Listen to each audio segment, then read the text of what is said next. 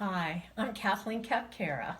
I'm lay associate for Parish Life at Trinity Episcopal Church in Towson, and I'm also an accredited Godly Play trainer. I'm here today to tell you a story from the Quaker tradition. It's using the Godly Play method, but it's from the book Faith and Play, which is published by Quaker Press. We have permission to use these stories and film them during this time of coronavirus. To get ready to hear one of the stories of God or the people of God, you have to be quiet inside. And one thing that really helps me to get quiet inside is to listen. And this story we're going to hear today is called Listening for God. And it's about the different ways that people experience God's presence. But right now, I'm just going to listen to the sound of this bowl. It's a singing bowl from Tibet. And once it stops ringing, then I'll know I'm ready.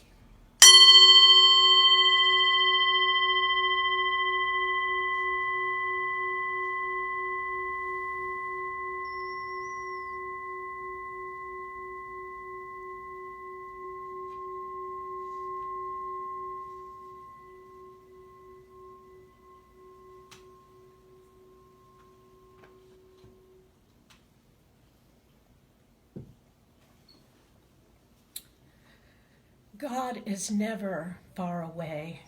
God's Spirit is so close, closer than breath. But unless we take the time to stop and to listen, we might not even notice.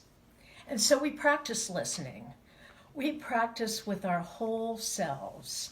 We listen with our bodies, our minds, our hearts, our imaginations, and our souls.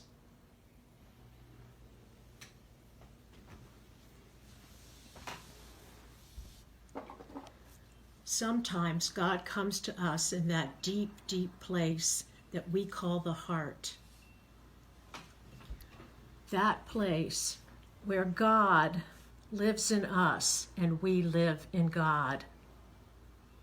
We sense the Spirit's presence there, and then the Spirit helps us to know how to love and what to do and who to be.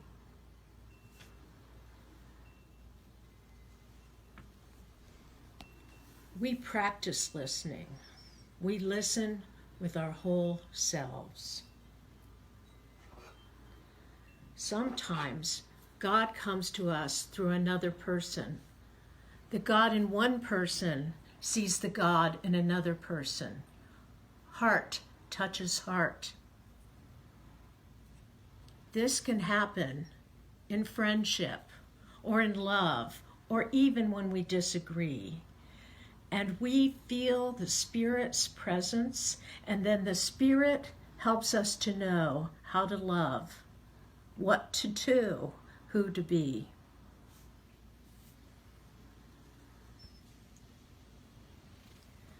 We practice listening. We listen with our whole selves. Sometimes God comes to us through the gifts of creation, through the beauty of nature. God touches our eyes, our ears, our noses, our tongues, and our skin. We feel the Spirit's presence, and then the Spirit helps us to know how to love and what to do and who to be.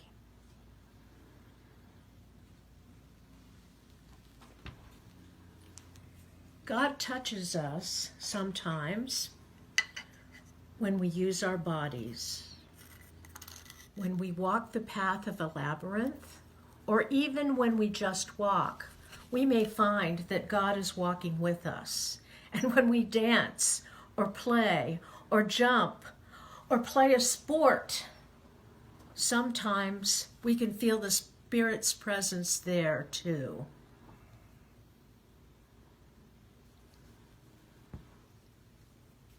we practice listening. We listen with our whole selves. Sometimes God comes to us through sacred story. The God in our heart works together with the words of the stories, and we feel the Spirit's presence. What stories are these? These are the ancient stories of people who came close to God in the desert. They are the story of Jesus and the parables he told, which are like gifts to us. They are also the stories of men and women in many times and places who have lived faithful lives of love and obedience, holy obedience. Sometimes the Spirit comes to us in words that are not sacred stories, some like prayer and poetry and music. And then we feel the Spirit's presence and we say, "Welcome, God." And the Spirit helps us to know how to love and what to do and who to be.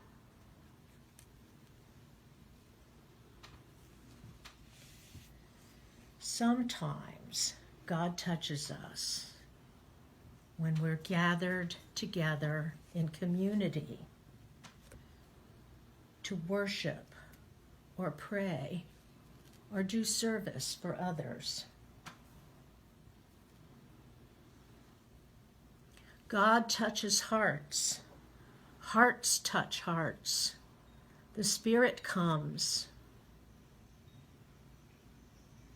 The Spirit comes and shows us how to find God in one another.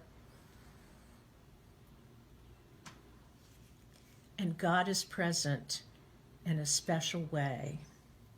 And then we say, "Here we are, God. Yes, we will be your people." And we become God's presence in the world. We become God's head and heart and eyes and hands and feet. Now, even when we can't gather in one place, we can still be together, connected by the Spirit, and we will be together again.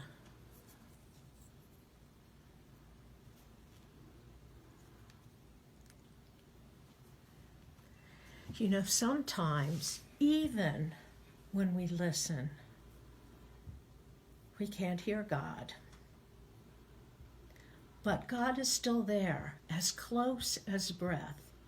So even the quiet and stillness and darkness can be beautiful.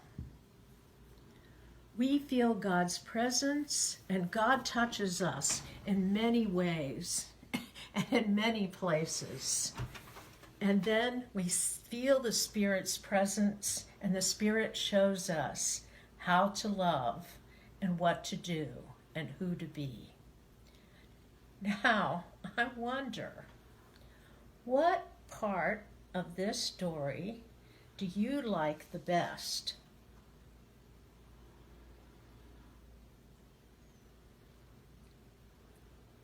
I wonder what part of these ways that God touches us is most important to you right now.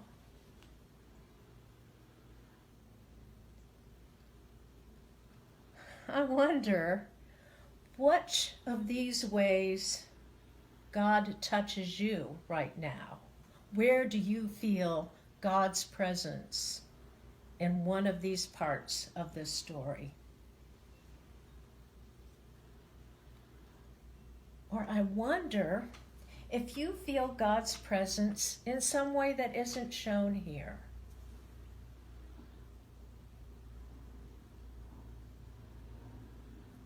I wonder what you wonder about this story. And I wonder if you can think about it this week and wonder, and listen especially closely to see where God is touching you this week. Thank you, and I will see you next week.